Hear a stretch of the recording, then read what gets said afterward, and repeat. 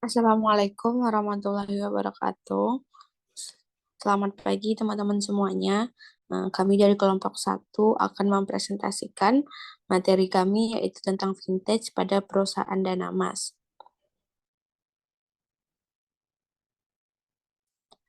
Yang beranggotakan yang pertama ada Siti Khadijah, kemudian ada Adelia Putri, saya sendiri sebagai moderator, dan yang ketiga ada Bunga Praditya Ningsih. Baiklah, langsung saja ke materi pertama yaitu vintage. Vintage merupakan singkatan dari kata finansial teknologi yang dapat diartikan dalam bahasa Indonesia menjadi teknologi keuangan. Secara sederhana, vintage dapat diartikan sebagai pemanfaatan perkembangan teknologi informasi untuk meningkatkan layanan di industri keuangan. Definisi lainnya adalah variasi model bisnis dan perkembangan teknologi yang memiliki potensi untuk meningkatkan industri layanan keuangan.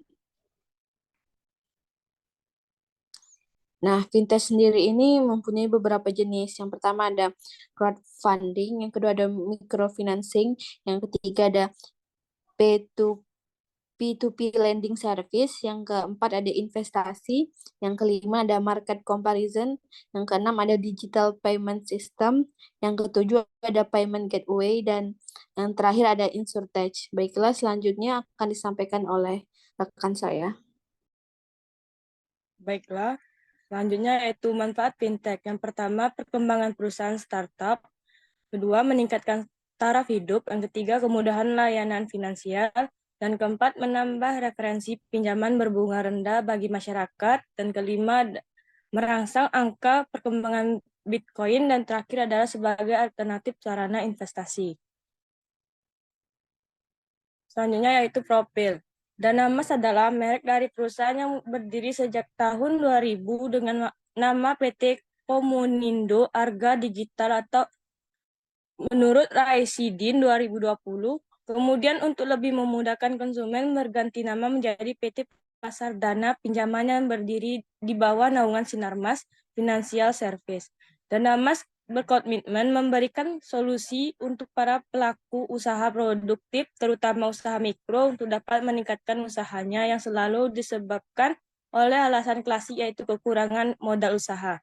Hal ini dapat dimengerti karena kesulitan untuk mengakses pendanaan dari lembaga keuangan karena satu dan lainnya hal, terutama dalam persyaratan untuk memperoleh kredit. Baiklah, selanjutnya akan dilanjutkan oleh rekan saya.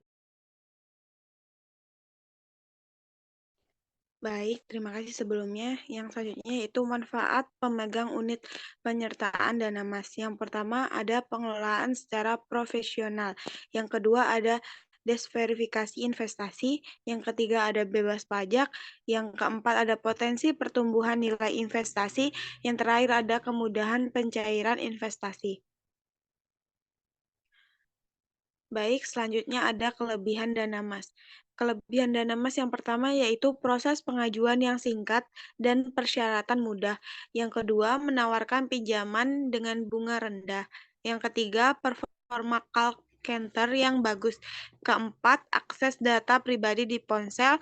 Yang kelima, ada pinjaman terpercaya yang sudah terdaftar berizin dan diawasi oleh OJK.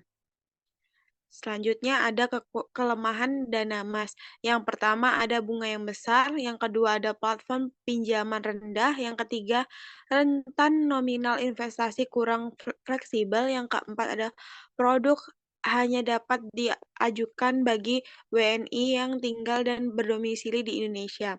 Sekian materi yang dapat saya sampaikan, kurang lebih saya kembalikan ke moderator. Baiklah, itu dia presentasi dari kelompok kami. Lebih dan kurangnya kami mohon maaf. Terakhir saya ucapkan terima kasih. Wassalamualaikum warahmatullahi wabarakatuh.